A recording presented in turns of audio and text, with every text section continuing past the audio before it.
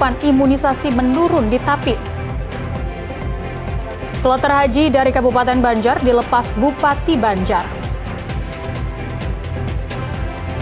Olahraga berkuda dan memanah meriahkan hari jadi Kota Banjarmasin.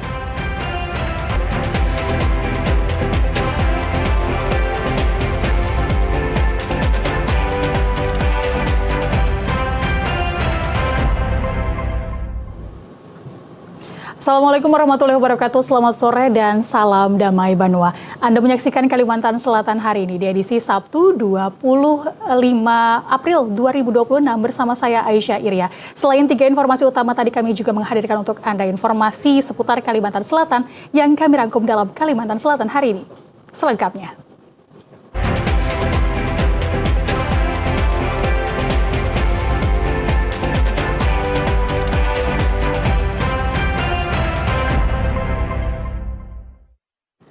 Mengawali informasi pertama, Saudara, cakupan imunisasi di Kabupaten Tapin setiap tahunnya terus mengalami penurunan.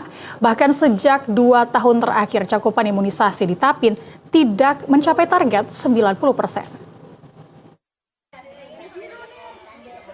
Walaupun pemberian imunisasi dilakukan secara gratis, bahkan dilakukan jemput bola ke setiap desa yang ada di Kabupaten Tapin, nyatanya cakupan imunisasi di Tapin setiap tahunnya terus mengalami penurunan. Pada tahun 2023 mencapai 98,58%, namun di tahun 2024 turun 84,8%, dan pada tahun 2025 hanya mencapai 78%. Angka ini tidak mencapai target nasional yakni 90% dalam pemberian imunisasi.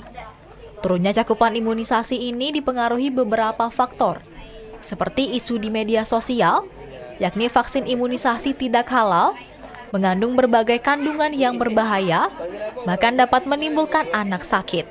Padahal, semua isu tersebut nyatanya hoax. Kepala Dinas Kesehatan Tapin Nur Ifansyah mengatakan, setiap tahunnya cakupan imunisasi Tapin terus menurun. Ini membuat anak-anak di Tapin beresiko terkena penyakit, salah satunya campak.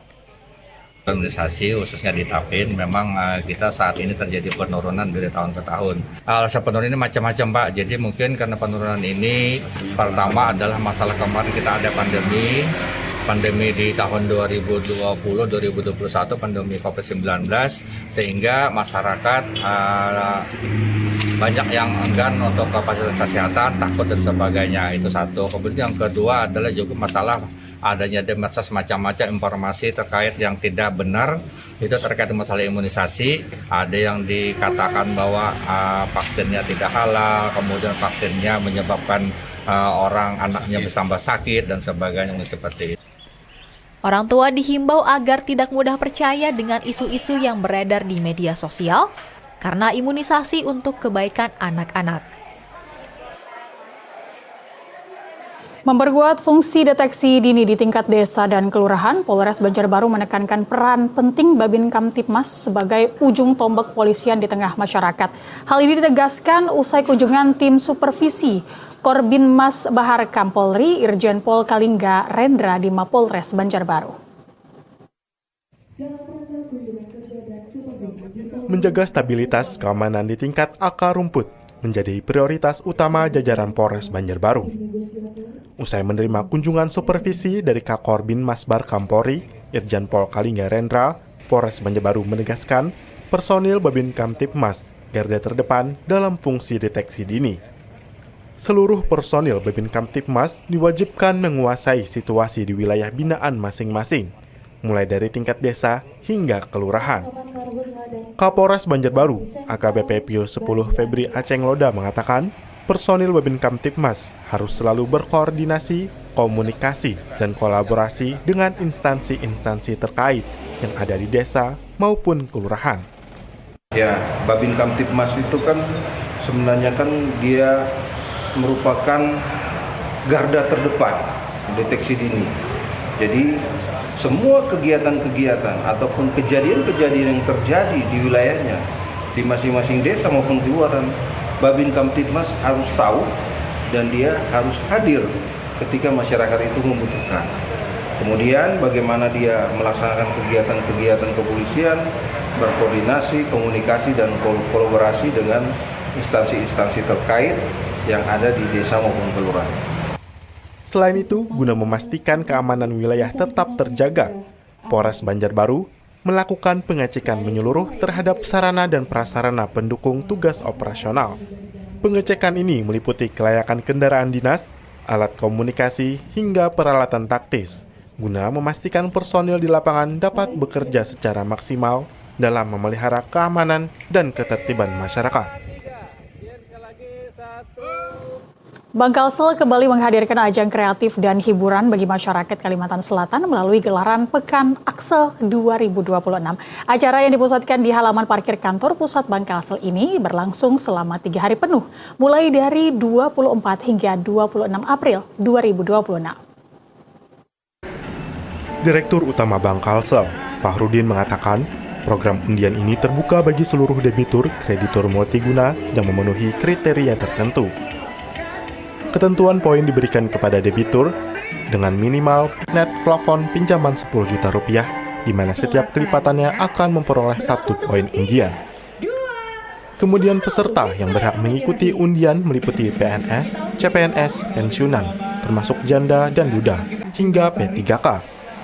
Selain itu, pegawai BUMN, BUMD, serta anggota dewan yang penghasilannya disalurkan melalui Bangkalsel juga memiliki kesempatan yang sama.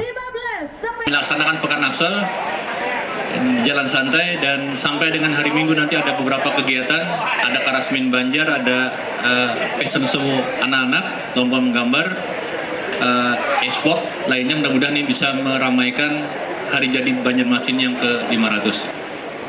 Penarikan undian ASN, pinjaman ASN Pak, jadi pinjaman ASN yang melakukan pinjaman di Bangkalsel itu dapat kupon, dapat nomor undian dan akan diundi hari ini. Undiannya se-Kalimantan Selatan sudah kami siapkan hadiah 15 umroh dan 30 sepeda listrik. Nah, ini diundi untuk seluruh ASN yang ada di Kalimantan Selatan.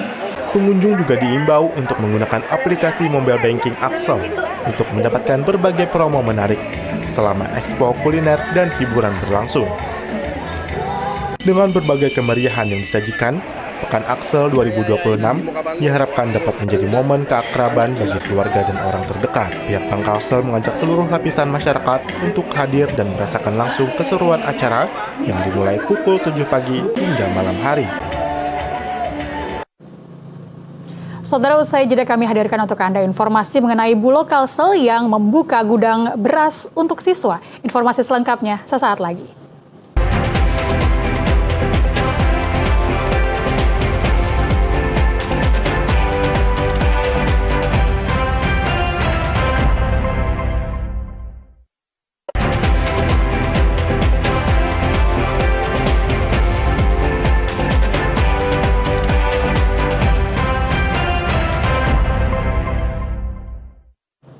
Terima kasih saudara, Anda masih bersama dengan kami. Edukasi Ketahanan Pangan Bulog Kalimantan Selatan membuka gudang beras untuk kunjungan siswa. Selain memberikan edukasi logistik, Bulog juga memastikan stok pangan di Kalimantan Selatan berada pada level yang sangat aman, yakni mencapai 4,8 juta ton. Kepala Bulog Kalimantan Selatan, Muhammad Said Akbar mengatakan, kegiatan ini merupakan langkah strategis untuk mengedukasi siswa mengenai realitas swasembada pangan di Indonesia saat ini.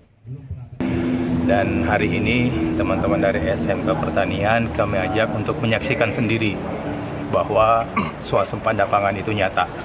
Ya, jadi memang pemerintah telah berhasil mengumpulkan stok sampai saat ini sebanyak 4,5 juta ton. Dan informasi terakhir kami sudah mencapai 4,8 juta ton. Dan perkiraan sampai nanti Juni kita akan memecahkan rekor lagi di 5 juta ton. Ya. Ini pencapaian rekor terbaik pemerintah selama Indonesia merdeka. Bagi siswa, kunjungan ini tidak hanya menjadi ajang melihat tumpukan beras, tetapi juga menjadi ruang diskusi intensif. Para siswa tampak antusias menanyakan proses pengadaan, sistem penyimpanan, hingga distribusi pangan ke masyarakat. Edu wisata kali ini, untuk hari ini sangat amat bersangkutan dengan pembelajaran yang kami pelajari di sekolah kami terkait dengan HACCP, lalu tentang cara penyimpanan pangannya. Terus yang dapat kami ambil dari kegiatan edu wisata hari ini itu sangat bermanfaat bagi kami karena dari cara penyimpanan khusus di penggudangannya, lalu apa aja sih hama-hama yang ada di beras. Diketahui berdasarkan paparan Bulog Kalimantan Selatan, saat ini stok pangan nasional telah mencapai 4,8 juta ton dan diprediksi akan menembus angka 5 juta ton pada Juni mendatang. Angka ini diklaim sebagai rekor tertinggi dalam sejarah kemerdekaan Indonesia. Khusus untuk wilayah Kalimantan Selatan, stok pangan saat ini tercatat berada di angka sekitar 19.000 ton. Kita beralih ke informasi lain, Saudara. Tim penggerak PKK Kabupaten Hulu Sungai Tengah mendorong kemandirian pangan lewat program Pekarangan Pangan Lestari. Upaya ini dilakukan agar warga bisa memenuhi pangan dasar dan tidak hanya bergantung pada pasar. Bertempat di Aula Dinas Pertanian, pemerintah Kabupaten Hulu Sungai Tengah melalui Dinas Pertanian menggelar sosialisasi kegiatan Pekarangan Pangan Lestari atau P2L tahun 2026. Ketua Tim Penggerak PKK Kabupaten Hulu Sungai Tengah, Deni Era Yulianti atau Mama Deden, menekankan pentingnya program P2L sebagai langkah strategis untuk menciptakan kemandirian pangan di tingkat rumah tangga, agar tidak hanya bergantung pada pasar. Ia menyebut kegiatan Pekarangan Pangan Lestari merupakan upaya strategis untuk mengoptimalkan lahan pekarangan sebagai sumber pangan keluarga. Ia menjelaskan salah satu penyebab terjadinya stunting seperti pola makan yang kurang beragam dan bergizi seimbang. Sehingga dengan memanfaatkan pekarangan untuk menanam aneka sumber pangan, masyarakat dapat memenuhi kebutuhan gizi harian secara mandiri. Kegiatan Pekarangan Pangan Lestari merupakan upaya strategis untuk mengoptimalkan lahan pekarangan sebagai sumber pangan keluarga. Program ini tidak hanya bicara soal menanam, tapi juga soal kemandirian dan keberlanjutan. Melalui sosialisasi ini, Mama Deden berharap warga Hulu Sungai Tengah, khususnya pengurus PKK tingkat desa hingga kecamatan, dapat menjadi motor penggerak di lingkungan masing-masing, agar memanfaatkan pekarangan rumah masing-masing sebagai langkah sederhana kemandirian pangan. Ahmad Rizky, kontributor TVRI Kalimantan Selatan. Bupati Hulu Sungai Tengah Samsul Rizal sambut hangat kunjungan kerja Pangdam 22 Tambun Bungai, Mayor Jenderal TNI Zairul Arifin.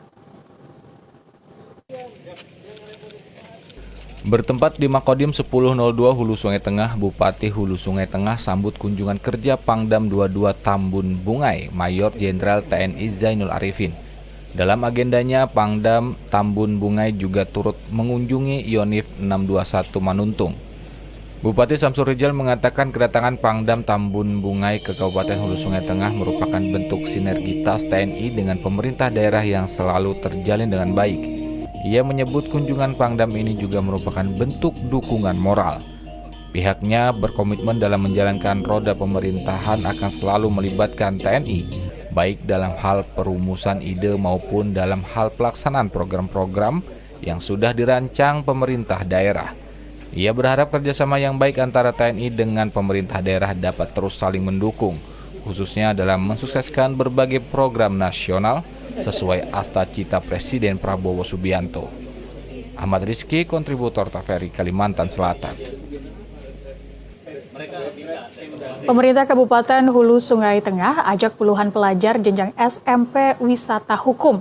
Dalam wisata hukum ini, para pelajar diajak mengunjungi kantor kejaksaan, pengadilan, dan juga rumah tahanan. Bekali pelajar jenjang SMP mengenai literasi hukum, pemerintah Kabupaten Hulu Sungai Tengah melalui Dinas Pendidikan ajak 28 pelajar dari 14 SMP berwisata hukum dengan mengunjungi kantor kejaksaan, pengadilan negeri, dan rumah tahanan. Kabid Pembinaan SMP Dinas Pendidikan Hulu Sungai Tengah Alamsah Mapaompo mengatakan, Kegiatan ini bertujuan untuk mengenalkan hukum kepada pelajar sejak dini. Materi yang diberikan berkaitan dengan proses hukum, dari penuntutan, peradilan, sampai dengan penanganan di rumah tahanan. Dalam wisata hukum ini, para peserta tidak hanya dibekali materi dan teori, tetapi juga diajak langsung menyaksikan proses pemusnahan barang bukti yang inkrah di kejaksaan. Tujuan daripada kegiatan ini untuk mengenalkan anak-anak tentang hukum, proses hukum, dan sampai ke penuntutan dan sampai ke untuk ke tahanannya. Jadi kita akan mengunjungi, kita akan berjalanan atau berwisata, dan anak-anak paham tentang hukum. Ada 28 siswa, ada 14 pendamping dan 14 kepala sekolah.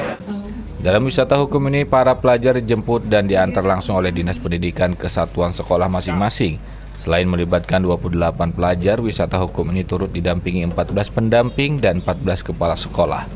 Ahmad Rizky, kontributor TVRI Kalimantan Selatan. Saudara, selanjutnya kami hadirkan untuk Anda informasi seputar keberangkatan ataupun juga ibadah haji.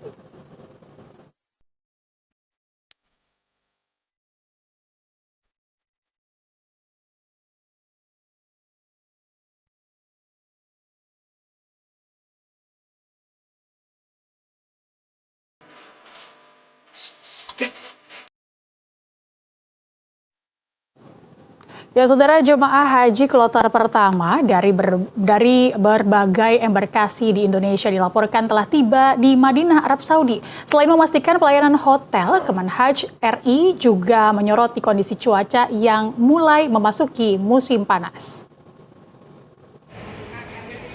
Asisten Direktur Jenderal Pengendalian dan Penyelenggaraan Haji dan Umroh, Kementerian Haji dan Umroh RI, Harun Al-Rashid, mengatakan kloter 1 dari setiap embarkasi mulai tiba di Madinah.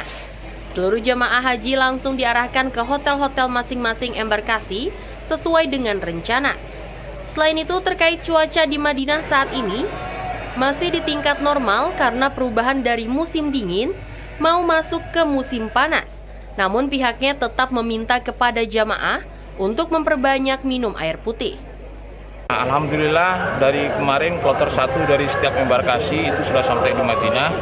Lalu kita sudah masukkan ke hotel-hotel sebagaimana yang sudah kita rencanakan. Sudah diberikan pelayanan oleh teman-teman yang juga sekarang sedang bertugas di Dakar Madinah.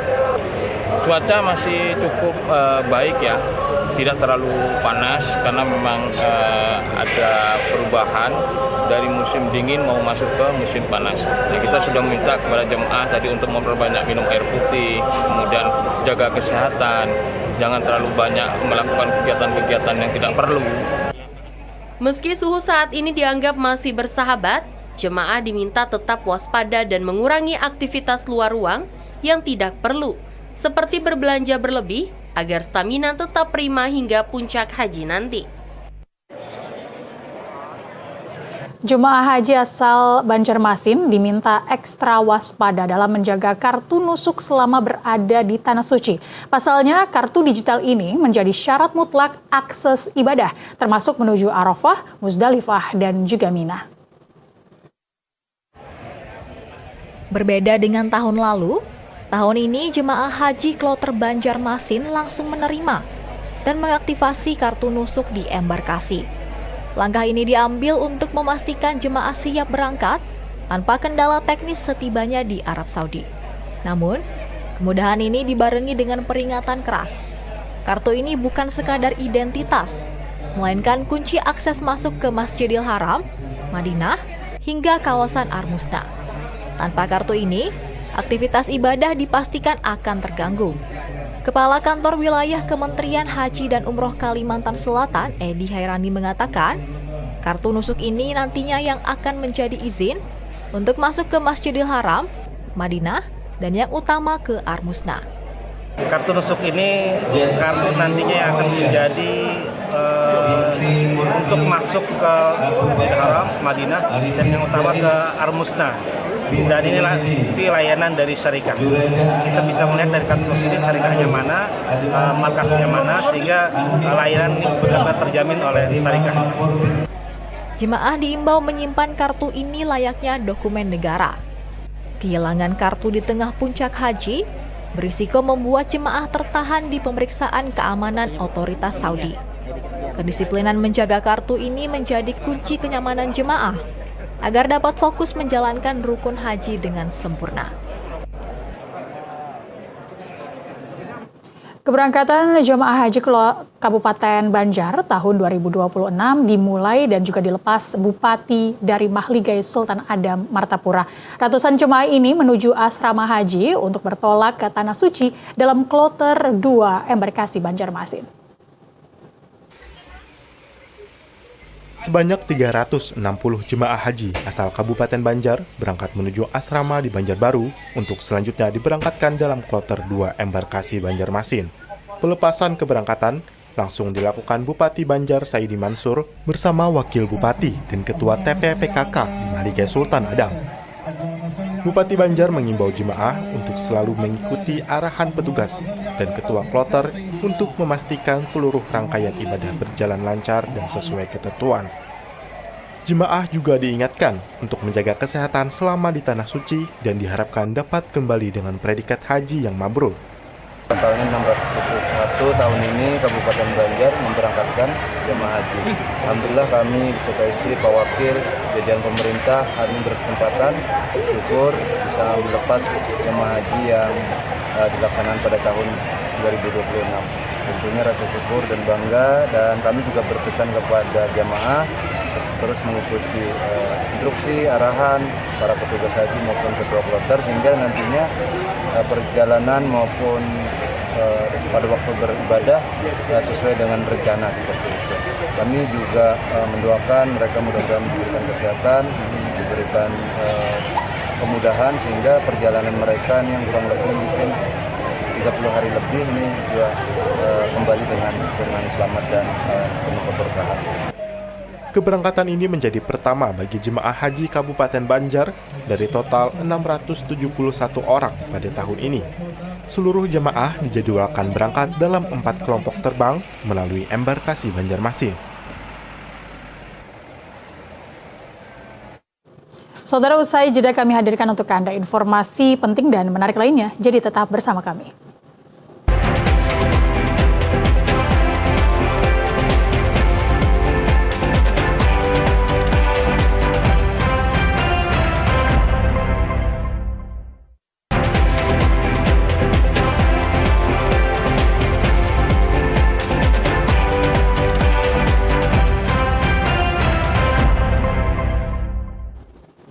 Terima kasih saudara, Anda masih bersama dengan kami di Kalimantan Selatan hari ini. Dan kami ajak Anda untuk mengikuti informasi perakiraan cuaca untuk esok hari pada Minggu 26 April 2026. Informasinya akan disampaikan Prakirawan Rimelda Yuni Hasteti dari Stasiun Meteorologi Syamsuddin Banjarmasin.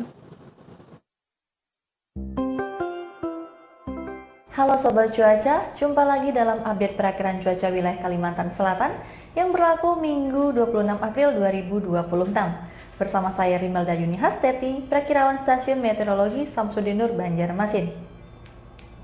Sobat Cuaca, berdasarkan perakiraan dinamika atmosfer esok hari, angin pada lapisan 3000 feet di Indonesia didominasi dengan angin timuran. Begitupun untuk wilayah Kalimantan Selatan, angin dominan bertiup dari arah timur laut hingga timur dengan kecepatan 5 hingga 15 knot. Selanjutnya untuk kondisi umum di Kalimantan Selatan pada esok hari, untuk angin permukaan diperkirakan dominan bertiup dari arah timur laut hingga timur dengan kecepatan 5 hingga 20 km per jam. Suhu udara diperkirakan berkisar antara 24 hingga 31 derajat Celcius, dengan kelembaban udara berkisar antara 50 hingga 98%. Untuk perakiraan cuaca pada pagi esok hari, secara umum cuaca diperkirakan cerah berawan di seluruh wilayah kota dan kabupaten di Kalimantan Selatan. Selanjutnya pada siang dan sore hari, diperkirakan terdapat potensi hujan yang terjadi secara sporadis atau tidak merata di hampir seluruh wilayah Kalimantan Selatan. Dan perlu diwaspadai adanya potensi hujan yang dapat disertai kilat petiran angin kencang berdurasi singkat di hampir seluruh wilayah kota dan kabupaten di Kalimantan Selatan. Untuk perakiran cuaca pada malam hari, diperkirakan masih terdapat potensi hujan di wilayah Kalimantan Selatan bagian barat, yaitu Barito Kuala, Tapin, Hulu Sungai Selatan, Hulu Sungai Tengah, serta juga bagian Kalimantan Selatan bagian utara, Hulu Sungai Utara, Balangan, dan juga Tabalong. Dan untuk wilayah lainnya diperkirakan berawan. Untuk kondisi cuaca pada dini hari, hujan masih diperkirakan berpotensi terjadi di sebagian wilayah di Kalimantan Selatan, yaitu Barito Kuala, Hulu Sungai Selatan, Balangan, juga Tabalong. Dan untuk wilayah lainnya diperkirakan berawan. Selanjutnya kita beralih ke perakiraan tinggi gelombang.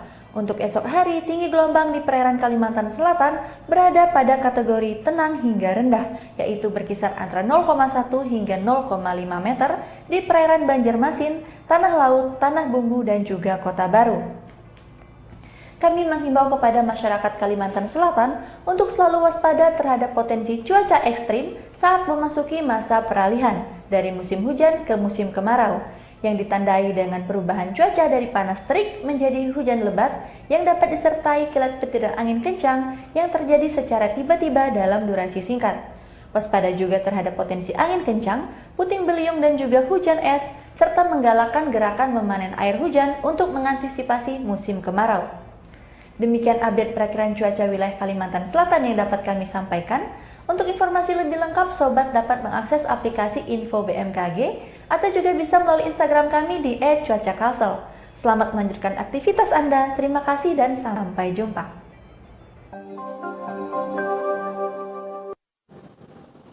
Saudara, pelantikan kepengurusan baru Bumi Selamat Rescue masa bakti 2025 sampai dengan 2030 digelar di Mahligai Sultan Adam Martapura. Kegiatan ini dipimpin Bupati Banjar Saidi Mansur yang juga menjabat sebagai Ketua Dewan Pembina Buser 690. Bupati Banjar Saidi Mansur yang juga sebagai Ketua Dewan Pembina Buser 690 melantik kepengurusan baru organisasi Bumi Selamat Rescue untuk masa bakti 2025 hingga 2030. Sebanyak 61 pengurus dilantik, termasuk Ketua Umum Buser 690 Hasan Hamdan. Prosesi pelantikan digelar di Mahligai Sultan Adam Martapura dengan dihadiri sejumlah relawan dan undangan. Saidi Mansur menyampaikan apresiasi atas kontribusi Buser 690 yang dinilai telah memberikan manfaat besar bagi masyarakat, khususnya dalam upaya penanggulangan kebencanaan di Kabupaten Banjar. Buser 690 juga memaparkan sejumlah program kerja ke depan, termasuk upaya peningkatan perlindungan kerja bagi seluruh anggota relawan. Pertama dulu kita mengucapkan terima kasih kepada Bapak Bupati yang sudah melantik memfasilitasi kami pelantikan hari ini. Terus untuk program kita ke depan, kita sudah pertama tadi sudah disampaikan bahwa baju APD untuk di tahun ini. Terus yang kedua kita juga mengusulkan masalah pompa. Yang ketiga kita menyampaikan juga untuk dana hibah di 2027. Ada berapa pengurus dilantik? Ada berapa pengurus dilantik? Ada 61. Bang, ada program khusus dari pihak yang membedakan dari pengurusan sebelumnya? Kita melanjutkan dan pengelolaan sistem yang baru. Yang dimaksudkan artinya kita bekerja sama dengan pemerintah daerah. Program yang dimaksud tadi kita hari ini sudah membuat MOU dengan DPKP Dinas Pemadam Kebakaran untuk membuat satu program yang mana program ini nanti akan kita sampaikan. Ketua, terkait seringnya terjadi laka waktu kejadian dari anggota sendiri, antisipasi ke depan gimana?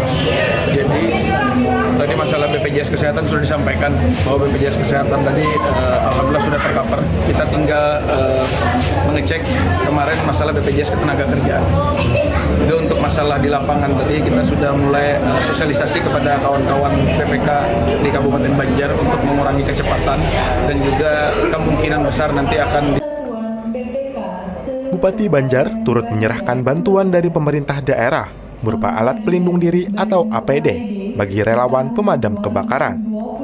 Saat ini, Buser 690 menaungi sedikitnya 130 barisan pemadam kebakaran swasta yang tersebar di Kabupaten Banjar. Sebanyak 91 prajurit resmi dilantik menjadi Bintara TNI Angkatan Darat usai menuntaskan pendidikan pertama Bintara tahun anggaran 2026 di Rindam 22 Tambun Bungai. Suasana penutupan semakin terasa hangat dengan kehadiran orang tua dan pendamping prajurit. Momen pelantikan diwarnai haru dan sukacita saat para keluarga menyaksikan langsung keberhasilan putra-putra mereka menyelesaikan pendidikan. Usai penutupan, para bintara akan melanjutkan pendidikan lanjutan selama kurang lebih 2 bulan untuk penentuan kecabangan atau jurusan di lingkungan TNI Angkatan Darat. Prosesi penutupan ditandai dengan pelantikan, penyematan pangkat, serta tradisi pembaretan sebagai simbol resmi bergabungnya para prajurit dalam Korps Bintara TNI AD. Sementara itu, setelah menyelesaikan seluruh tahapan pendidikan, para prajurit akan ditempatkan di berbagai satuan sesuai kecabangan masing-masing.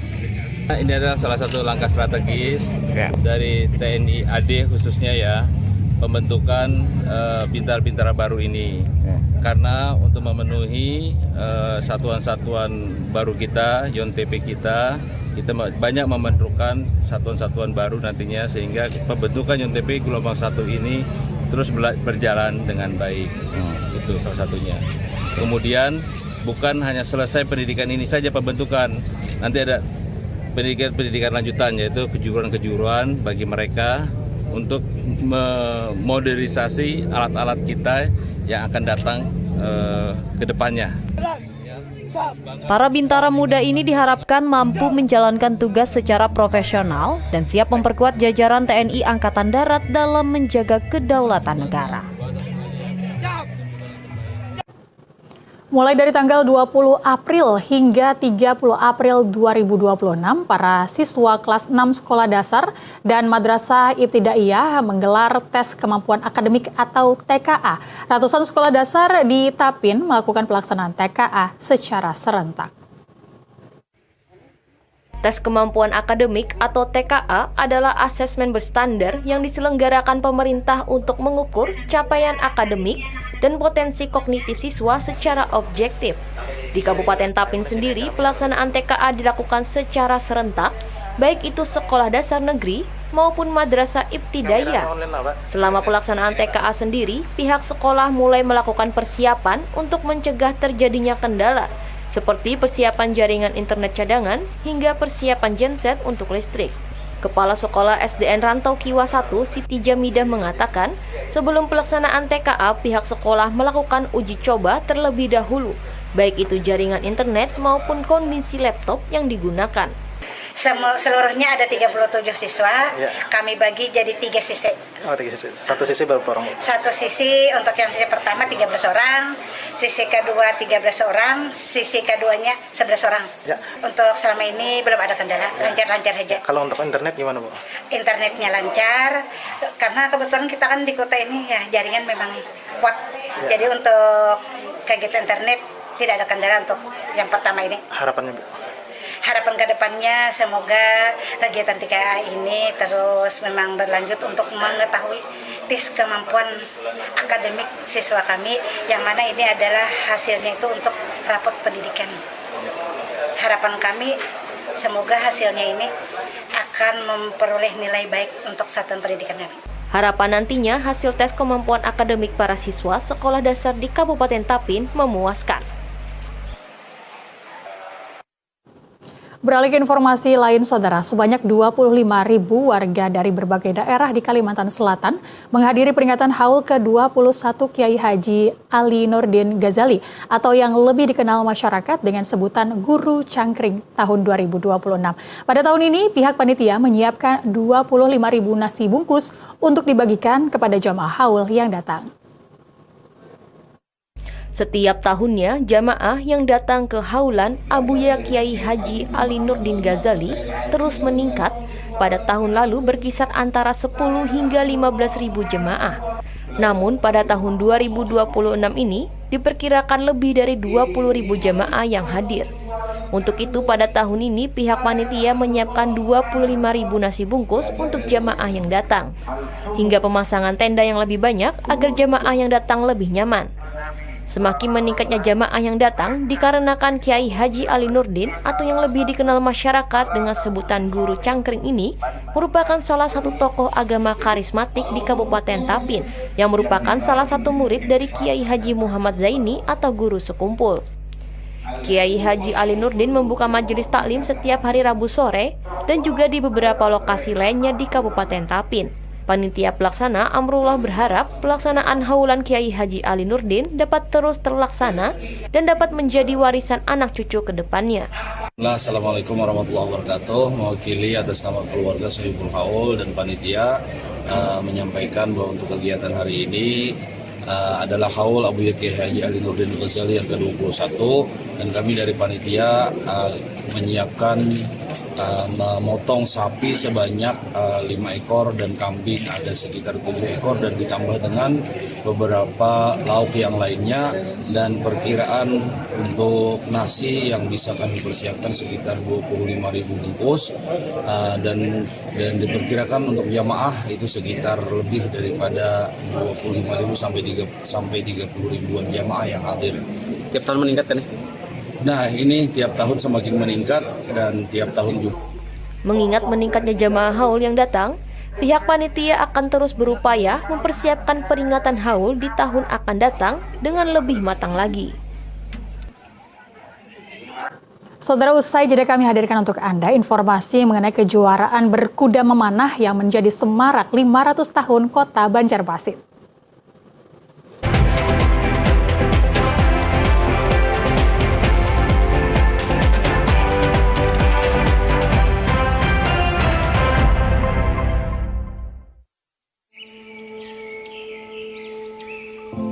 Taman Nasional Tanjung Puting. Disinilah lokasi kami tinggal dan hidup. Hutan hujan tropis di Kalimantan adalah rumah bagi kami, orang utan. Orang utan ini adalah yang satu-satunya peninggalan nenek moyang kita dan sangat disayangkan apabila kita tidak melindungi dan mengetahui apa sih orang utan itu. Kita harus melindungi dari kepunahan dan untuk menjaga kelestariannya. Jagalah kami dari kepunahan, agar tak hanya dongeng yang menjadi warisan.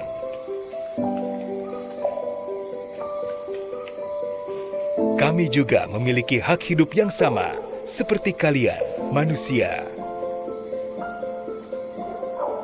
Pelihara hutan, selamatkan orang utan dari ancaman kepunahan.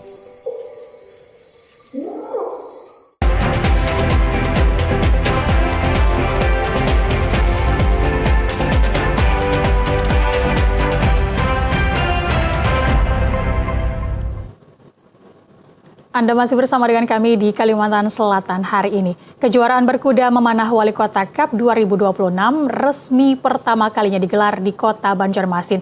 Ajang tersebut menghadirkan 101 peserta dari berbagai daerah dan menarik perhatian masyarakat sejak hari pertama pembukaan.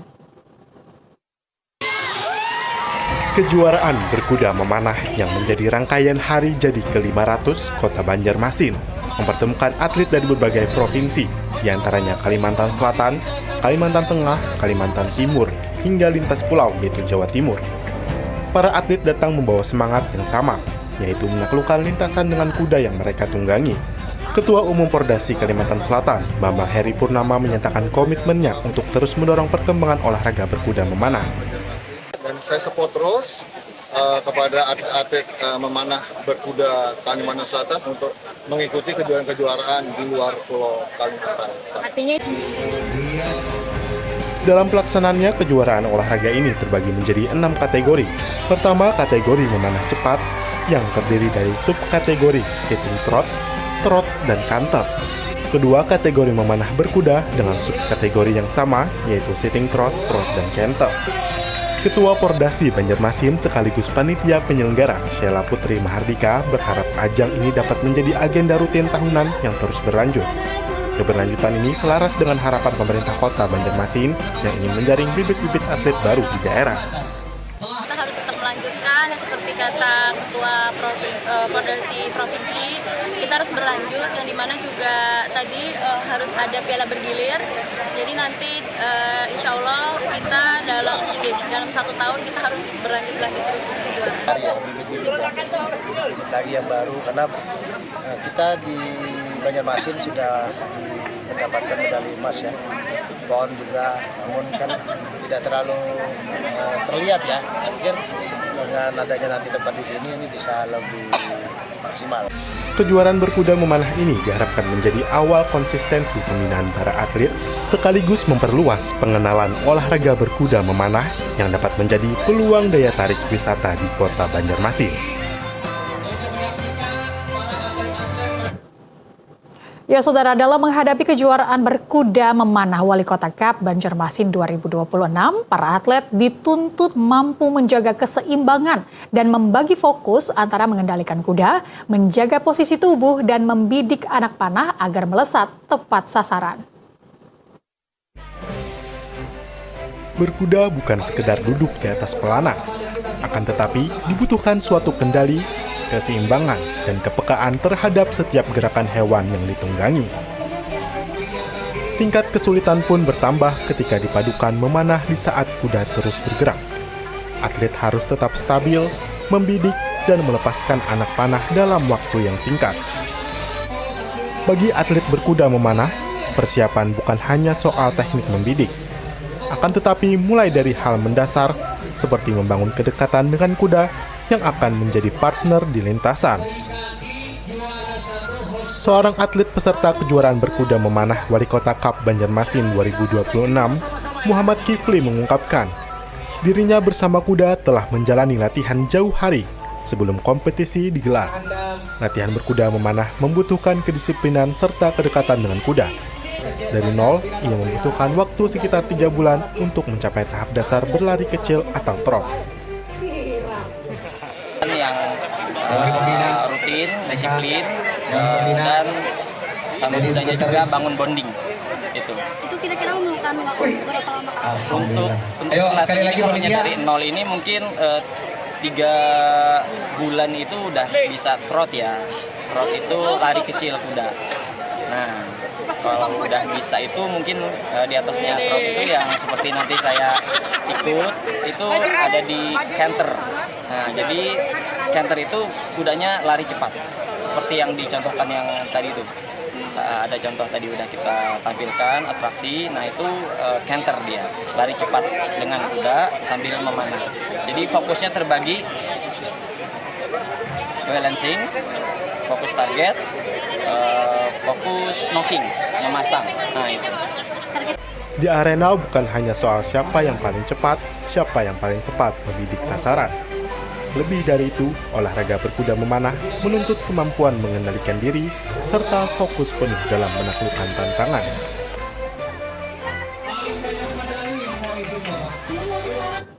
Ya saudara, kita beralih ke informasi lainnya. Ajang olahraga bola voli di Loktabat Utara Banjarbaru kini tidak hanya menjadi panggung prestasi, namun juga bertransformasi menjadi sarana edukasi efektif untuk menjaga keamanan dan ketertiban masyarakat. Lapangan voli kini menjadi ruang dialog antara kepolisian dan warga. Dalam pertandingan bola voli di Loktabat Utara, Kota Banjarbaru, Polsek Banjarbaru Utara memanfaatkan tingginya antusiasme masyarakat dalam ajang olahraga ini untuk menyampaikan pesan-pesan Kamtibmas secara langsung dan persuasif. Fokus edukasi menyasar pada program Sabuk Kamtibmas dan Karhutla hingga Kamseltib Karlantas. Masyarakat diajak untuk tetap tertib dalam kehidupan sosial serta mengutamakan keselamatan saat berkendara menuju maupun pulang dari lokasi pertandingan. Kapolsek Banjarbaru Utara, AKP Yuwono mengatakan, kegiatan seperti ini menjadi sarana efektif dalam himbauan Kamtibmas di masyarakat. Kegiatan ini juga kami edukasi kepada masyarakat, yaitu Sabuk Kamtibmas dan Kamseltib Karlantas. Artinya kita memberikan himbauan-himbauan tertib keamanan ketertiban maupun kelancaran bermasyarakat. Ya, terbukti di info kita edukasi kepada masyarakat. Ya. Sementara pelatih bola voli, Sujiono, mengatakan adanya pertandingan bola voli ini salah satu upaya penjaringan bibit-bibit atlet voli berprestasi di Banjarbaru. Saya sebagai warga Banjarbaru tetap akan semangat untuk mencetak anak-anak kita, atlet-atlet kita Banjarbaru supaya menjadi atlet-atlet yang andal di tingkat nasional bahkan internasional. Ini kita laksanakan open council ya. Jadi itu diikuti oleh 20 tim putra dan 20 tim putri. Yang paling jauh itu dari Kandangan, terus ada Batola, Pelehari, ada juga Tala.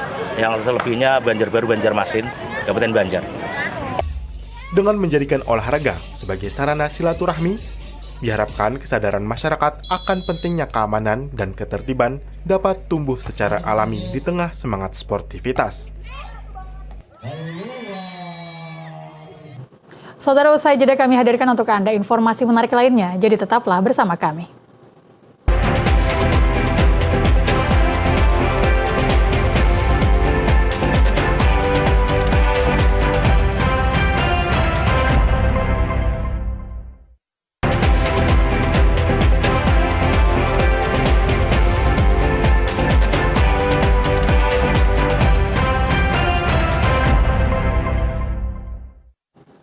Terima kasih saudara, Anda masih bersama kami. Masjid Agung Al-Karomah Martapura, Kabupaten Banjar menjadi salah satu ikon religius sekaligus saksi sejarah perjuangan masyarakat Banjar. Masjid ini berdiri setelah peristiwa besar di masa penjajahan yang memicu keinginan warga membangun pusat ibadah dan juga dakwah yang lebih besar. Dan berikut jejak sejarah Masjid Agung Al-Karomah Martapura. Sejarah Masjid Agung Al-Karomah Martapura, Kabupaten Banjar. Tak lepas dari peristiwa kelam di masa penjajahan Belanda. Saat itu, Kampung Pasayangan dibakar oleh Belanda, yang turut menghancurkan Masjid Jami Pasayangan. Masjid yang menjadi cikal bakal Masjid Al-Karomah. Gagasan pembangunan masjid baru diprakarsai oleh 3 ulama besar pada masanya, yaitu Tuan Guru Muhammad Natsir, Tuan Guru Muhammad Taher yang dikenal sebagai Datu Kaya, serta Tuan Guru Muhammad Apip atau Datu Landa. Pada 27 April 1863, didirikanlah masjid besar di kota Martapura yang diberi nama Al-Karomah. Masjid ini menjadi pusat dakwah dan tempat berkumpulnya masyarakat dalam berbagai kegiatan keagamaan. Masjid yang mampu menampung hingga 15.000 jamaah ini juga masih menyimpan sejumlah peninggalan bersejarah. Salah satunya 4 tiang utama dari kayu ulin yang konon dibawa langsung oleh Datu Landak dari wilayah Kalimantan Tengah secara manual. Tiang 4 ini adalah ketika awal berdirinya pada tahun 13 Hijriah dulu itu dibawa, diambil di Turcawu oleh Datu Afif. Datu Afif lah pendiri Masjid Jami, dulu namanya Masjid Jami Martapura. Pendirinya Datu Afif. Alhamdulillah masyarakat yang kesini ya, kalau dia melihat sini ada itibar. Dia mengitibar bagaimana dulu orang membangun masjid ya dengan susah payah, dengan mencari, sehingga mereka adalah tabaruk daripada tiang ini yang mudah-mudahan ini ada sebuah upaya masyarakat kita untuk mereka itibar pada apa yang dilakukan orang dulu itu. Nah ini, jadi ada semangat mujahadahnya untuk berupaya menciptakan diri agar tetap yang namanya sosial tetap harus dilakukan ya, di samping untuk pribadi sosial harus dilakukan. Setelah mengalami berbagai tahap renovasi, Masjid Raya Al-Karomah menjadi salah satu masjid termegah di Kalimantan Selatan. Kubahnya yang unik dengan warna-warni eksotik serta arsitektur yang menawan menjadikan masjid ini sebagai daya tarik sekaligus kebanggaan bagi warga Martapura. Kita beralih ke informasi lain, saudara. Rujak atau pencok dengan sambal cocol gula merah kacang petis sudah biasa. Namun ada sensasi berbeda dengan sajian pencok sabar menanti di Kabupaten Hulu Sungai Tengah. Tidak hanya menawarkan cocolan gula kacang, juga garam berbumbu spesial dengan cita rasa unik, yakni Uyah Limau Kuit. Dan berikut liputannya untuk Anda.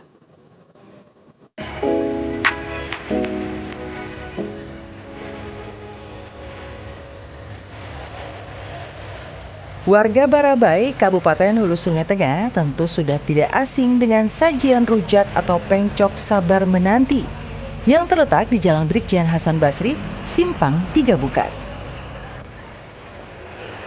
Ya, sesuai dengan namanya, pembeli tentu harus ekstra sabar untuk membeli rujak olahan Ibu Salma karena antrian untuk membeli rujak yang satu ini cukup panjang. Antrian panjang tentu terbayarkan dengan cita rasa unik dari pilihan cocol garam di pencok buah sabar menanti. Tak hanya sambal gula kacang, namun juga kita bisa memilih cocolan garam atau uyah khas. Seperti uyah limau kuit. Wah, terbayang kan bagaimana segarnya rujak buah saat bersanding di lidah dengan uyah limau kuit. Sensasi asin, asam, dan segar tentunya. Baunya pun khas dari limau kuit. Pedagang pencok buah sabar menanti Salma mengatakan, usaha pencok buahnya ini sudah ada sejak 10 tahun silam. Yang semula di Jalan Manjang, kemudian beralih ke kawasan Bukat. Aneka olahan garam atau uyah berbumbu ini menurutnya adalah olahan sang putri. Kita pun bisa memilih sesuai selera. Ada uyah original, uyah Bangkok, uyah acan, dan yang paling dicari adalah uyah limau kuit. Sudah berapa lama sih Bu pencok nih Bu? 10 tahun sudah. Yang khas nih kan uyah limau kuit. Iya. Kenapa Bu jadi ide limau kuit ini? Nah itu anakku mau tahu kisahnya. Jadi terkenal dengan limau kuitnya Bu. Iya. Setiap hari berapa banyak Bu? Nah kami kan menghitung. Bisa apa rezeki disyukuri aja kayak itu aja. Meski harus sabar menanti, salah satu pelanggan rujak Diana mengaku sensasi berbeda dirasakan di pencok buah Ibu Salma. Adanya cocol uyah limau kuit menjadi alasannya kembali membeli pencok buah ini. Sudah langganan. Yang khasnya apa gerang di pencok sidin nih? Jeruk limau kuit. Jeruk limau kuit lah adanya. Bedanya dari yang lain itulah. Ya kalau jeruk limau kuit. Taunya dari mana Mbak? Dari medsos kah atau apa di sini? Dari kawan ulun. Dari teman. Sudah berapa kali ke sini? 2 kali. Bagaimana? Sudah terbayang dengan sensasi unik pencok uyah limau kuit? Pencok sabar menanti buka dari pukul 10 pagi hingga 10 malam. Ciri khas lainnya dari pencok ini pemirsa, semua buah segar dikemas dan dijual di dalam box. Harganya pun disesuaikan dengan ukuran box, mulai dari 20 hingga Rp85.000.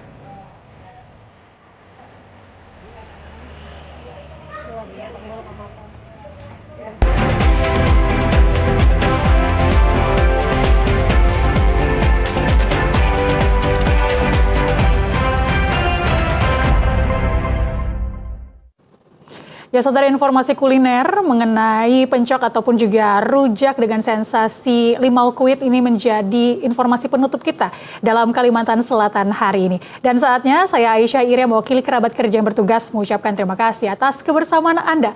TVRI satu langkah untuk Piala Dunia. Wassalamualaikum warahmatullahi wabarakatuh. Selamat sore dan salam damai Banua.